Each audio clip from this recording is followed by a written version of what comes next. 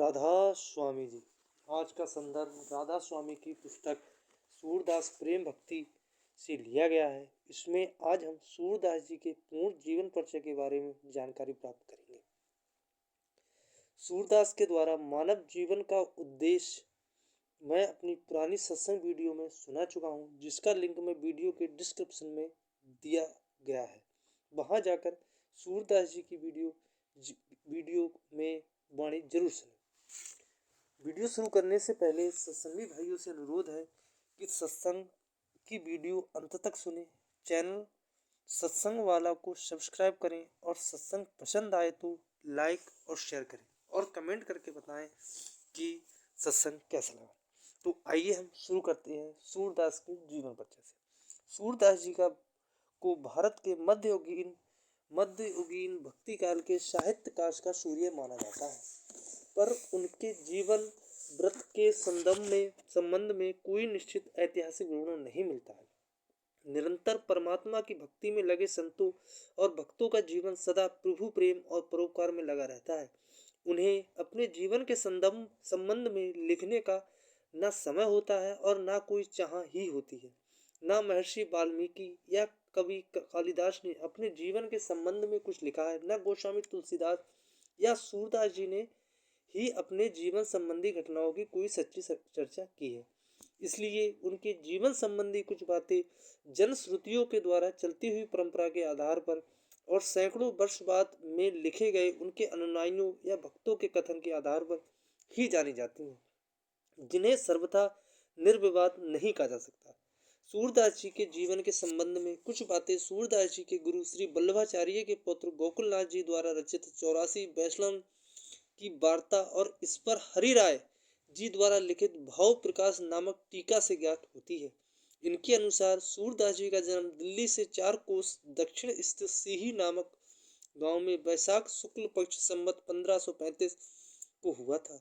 वे सारस्वत ब्राह्मण थे। कुछ लोग सूरदास जी को ब्रह्म भाट बताते हैं और इन्हें चंद्र बरदाई का वंशज मानते हैं। जो भी हो, वे अपने 4 भाइयों में सबसे छोटे थे और कुछ लोगों के अनुसार वे जन्म से ही अंधे थे, परंतु 84 वैष्णव की वार्ता के मूल रूप में इसका कोई संकेत नहीं मिलता है। 84 वैष्णव में दी गई कुछ घटनाओं से पता चलता है कि उनमें देखने की शक्ति थी।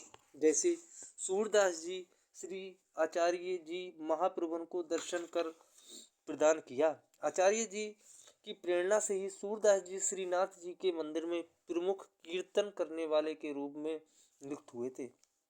वे गोवर्धन के निकट पारसौली गांव के बगल में स्थित चंद्र सरोवर के किनारे रहते थे और श्रीनाथ जी के मंदिर में आकर नए नए पदों की रचना करके उनका कीर्तन किया करते थे। संभवतः वे इन पदों को लिख भी लिया करते थे। वल्लभ दिग्विजय नामक पुस्तक के अनुसार श्री वल्लभाचार्य जी का जन्म वैशाख कृष्ण पक्ष तिथि 11 संवत 1535 रविवार को हुआ था। श्री वल्लभाचार्य द्वारा चलाए गए पुष्टि मार्ग की प्रचलित मान्यताओं के अनुसार सूरदास जी वल्लभाचार्य से उम्र में केवल 10 दिन छोटे थे। इससे यह सिद्ध होता है कि सूरदास जी के जन्म भी संवत 1535 में ही हुआ था। गोकुलनाथ जी ने निज वार्ता में तथा द्वारकेश जी के भाव संग्रह में इस तिथि को सूरदास जी का जन्मदिन माना है। सूरदास जी ने 1510 ईस्वी के आसपास वल्लभाचार्य का शिष्यत्व ग्रहण किया था। इस प्रकार संभवतः करीब 32 वर्ष की आयु में सूरदास जी ने वल्लभाचार्य जी से गऊ घाट पर दीक्षा ग्रहण की थी। सूरदास के साथ रहने वाले सेवकों ने भी उसी समय श्री वल्लभाचार्य जी से दीक्षा प्राप्त की थी। आचार्य जी गऊ घाट पर सूर्यदास जी के साथ 3 दिन रहे और जब वे ब्रज को गए थे तो सूरदास जी भी उनके साथ हो लिए। अपने आचार्य जी के साथ गोकुल पहुंचने पर सूरदास जी ने सबसे पहले उन्हें श्री कृष्ण को गोकुल की बाल लीला पर यह पद सुनाया। शोभित कर नवनीत लिए घुटरन चलत रेन तन मंडित मुख दध लेप किए। इससे आचार्य जी बहुत प्रसन्न हुए और उन्होंने उसी समय श्रीनाथ जी के मंदिर में कीर्तन की सेवा का अभाव सूरदास जी द्वारा दूर करने का निश्चय कर लिया। उन्होंने सूरदास जी को इसी तरह भगवत यश और भगवत लीला की पद रचनाएं करते रहने की प्रेरणा दी। तब सूरदास जी ने उन्हें गोकुल वासियों के सौभाग्य का यह पद सुनाया। कौन सुकृत इन ब्रजवासन को, कहे ब्रंच सब शेष, श्री हरि जिनके हेत प्रकट भय, धर के मानुष भेष, ज्योत रूप जगन्नाथ जगत गुरु, जगत पिता जगदीश, जोग जग जप तप व्रत दुर्लभ, सो प्रभु गोकुल ईश। ब्रह्मा जी, शिव जी और शेष जी भी कहते हैं कि इन ब्रजवासियों को कौन सा शुभ कर्म है कि इनके लिए प्रभु मनुष्य शरीर धारण करके प्रकट हो गए।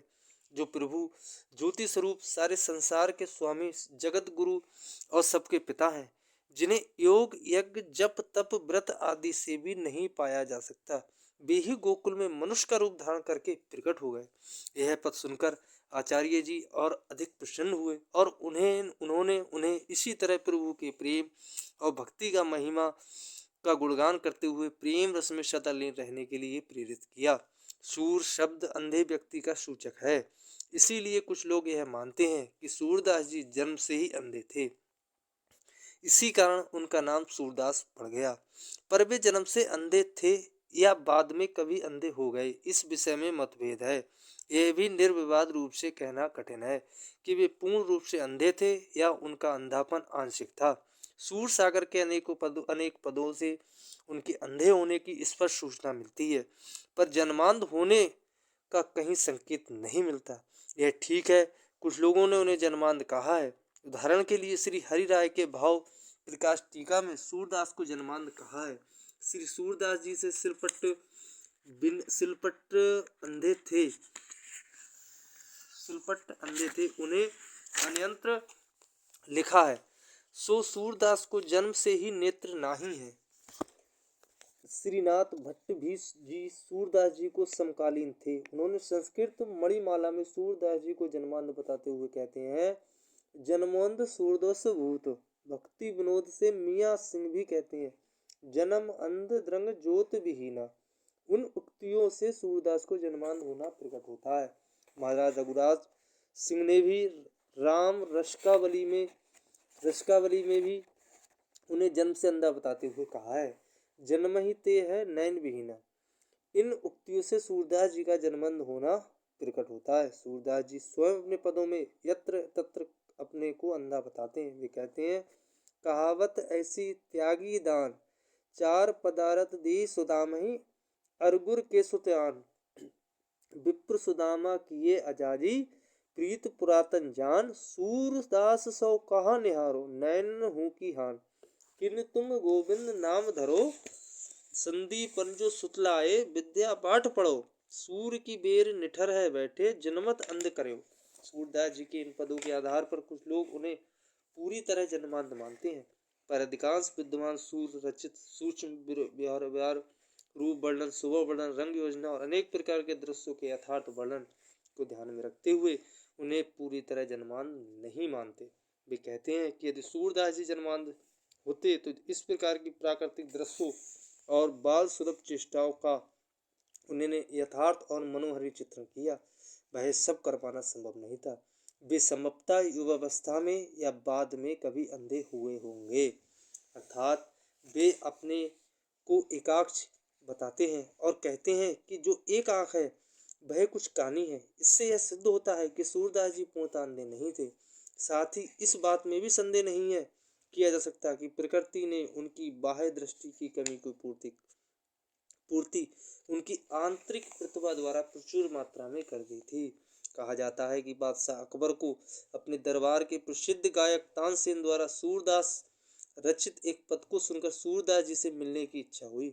अकबर का राज्यकाल सन 1556 से 1605 ईस्वी तक था। अपनी अजमेर यात्रा से फतेहपुर सीकरी लौटने के क्रम में उन्होंने मथुरा में सूरदास जी से भेंट की। जब अकबर ने सूरदास जी से कुछ गाने के लिए आग्रह किया तो सूरदास जी ने निम्नलिखित पद गाकर सुनाया, काम क्रोध मद लोभ तू, छाण सब विपरीत। जब अकबर ने कहा कि कुछ मेरे संबंध में भी सुनाओ, तब सूरदास जी ने यह पद सुनाया, नाहिन रहो मन ठौर, नंद नंदन अछत, कैसे आनिए और श्याम गत सरोज आनंद, ललित गत मृदुहास, सूर ऐसे दरस को ए मर्त लोचन प्यास। इस पद की अंतिम पंक्ति को सुनकर अकबर ने पूछा, जब आपको आंख से नहीं दिखता तो फिर नंद नंदन के दर्शन के लिए आपके लोचन प्यासे कैसे मरते हैं। सूरदास जी चुप रहे, मानो वे संकेत द्वारा कह रहे हों कि आप भला मेरी उन आंखों को क्या जानेंगे जो नंद नंदन का सौंदर्य पान करने के बाद भी प्यासी रह जाती हैं। हर के दर्शन के लिए बिना उन्हें चैन नहीं पड़ता और उनका मन सदा हरि के चितवन में उलझा रहता है। वे कहते हैं कि अकबर को भी स्वयं अपने प्रश्न का समाधान सूझ गया। अकबर ने सूरदास जी को 2-4 ग्राम बहुत सा धन देने की इच्छा प्रकट की, पर सूरदास जी ने कुछ भी लेने से साफ इनकार कर दिया। ऐसा अनुमान लगाया जाता है कि अकबर और सूरदास जी की यह मुलाकात संवत 1631 में हुई थी, क्योंकि इसी वर्ष उन्होंने विभिन्न धर्मों के महात्माओं को दरबार में बुलाकर उनके मतों की जानकारी ली थी और उस समय सूरदास जी बूढ़े हो चुके थे। उनकी उम्र करीब 96 वर्ष की थी। इस उम्र में उन्हें कुछ विशेष देखने की शक्ति नहीं रही होगी। सूरदास जी की दूसरी महत्वपूर्ण मुलाकात गोस्वामी तुलसीदास जी के साथ मानी जाती है। वार्ता साहित्य के अनुसार जब तुलसीदास जी अपने छोटे भाई नंददास जी से मिलने ब्रज गए थे, तब उन्होंने सूरदास जी से मिलने की इच्छा प्रकट की थी। कहा जाता है कि नंददास जी उन्हें साथ लेकर सूरदास जी से मिलने पारसौली ग्राम आए। तुलसी साहित्य में विशेषकर राम के बाल वर्णन और विनय पदों में तुलसीदास जी पर सूरदास जी के प्रभाव की झलक मिलती है। वार्ता साहित्य से भिन्न मूल गुसाई चरित्र में बाबा बेड़ी माधव दास द्वारा यह लिखा गया है कि सूरदास जी स्वयं चित्रकूट में तुलसीदास जी से मिलने गए थे। यह बात विश्वसनीय प्रतीत नहीं होती है, क्योंकि सूरदास जी की उम्र में तुलसीदास जी बड़े थे और अक्सर छोटी उम्र वाले ही बड़ी उम्र वाले से मिलने के लिए जाते हैं। सूरदास जी के संबंध में 3 ग्रंथों का उल्लेख किया जाता है। पहला सूर सागर, दूसरा सूर सागर सारावली और तीसरा साहित्य लहरी। पर अब यह निश्चित रूप से सिद्ध हो चुका है कि सूर सागर सारावली सूरदास जी की रचना नहीं है और साहित्य लहरी सूरज चंद्र नामक ब्रह्म भट्ट की रचना है। इसलिए सूरदास जी की एकमात्र प्रमाणिक रचना सूर सागर ही है, जो अपने आप में एक महान और महत्वपूर्ण ग्रंथ है। इसमें संदेह नहीं है कि सूर सागर में वर्णित श्री कृष्ण की लीलाओं का मूलाधार श्रीमद् भागवत का 10वां स्कंद पूर्वार्ध है। श्रीमद् भागवत की ही भांति सूर सागर की कथा वस्तु भी 12 स्कंदों में विभक्त है। सूरदास जी ने स्वयं स्थान स्थान पर भागवत के अनुसार कथा वर्णन करने की बात कही है। सूरदास जी यहाँ अत्यंत विनम्रता से कहते हैं कि प्रभु के जन्म, कर्म और अवतार की कथा कह पाना उनके लिए कठिन है। उन्होंने जो कुछ कहा वह केवल अपने गुरु की कृपा से श्रीमद् भागवत के अनुसार ही कहा, अर्थात जैसे सुखदेव जी ने राजा परीक्षित को श्रीमद् भागवत की कथा सुनाई, वैसे ही सूरदास जी ने भी अपने पदों द्वारा उसी कथा का वर्णन किया। पर इस आधार पर सूर सागर को श्रीमद् भागवत का केवल एक तर्जुमा या छायानुवाद समझ लेना भारी भूल होगी। महाकवि सूरदास जी ने अपनी असाधारण प्रतिभा द्वारा प्रचलित लीलाओं के वर्णन में अनेक मौलिक कल्पनाओं का समावेश किया है तथा अनेक नई लीलाओं और चरित्रों को भी बढ़ाया है, जो श्रीमद् भागवत में नहीं पाए जाते हैं। उदाहरण के लिए श्रीमद् भागवत में राधा के नाम का उल्लेख नहीं है, जबकि सूर सागर में राधा कृष्ण प्रेम का प्रारंभ, विकास और परिणति का बहुत ही सजीव, आकर्षक और महत्वपूर्ण चित्रण है। सूरदास जी के अनुसार राधा कृष्ण वास्तव में एक रूप ही हैं। उनकी द्विरूपता केवल उनके आंतरिक आनंदमय स्वरूप को प्रकट करने के लिए दर्शाई गई है। इसी प्रकार श्रीमद् भागवत के उद्धव गोपी संवाद में गोपियां उद्धव के संवाद की धज्जियां उड़ाती दिख जाती हैं। कृष्ण के प्रति गोपियों में प्रेम देखकर उद्धव की आंखें खुल जाती हैं और उन्हें सगुण भक्ति की अनवरयता की समझ सहज ही जाती है। इस प्रकार सूरदास जी इस पद के समाप्त होते ही सूरदास जी के प्राण पखेरु उनके शरीर रूपी पिंजरे की खाली करके उड़ गए। इस प्रकार अपनी स्वाभाविक दीनता, विनम्रता और निर्भीमानता और कोमलता के साथ अपना जीवन यापन कर सूरदास जी भगवत लीला, प्रभु भक्ति और नाम भक्ति को अपनी अनमोल विरासत हम सभी के लिए छोड़कर संसार से विदा हो गए। राधा स्वामी जी।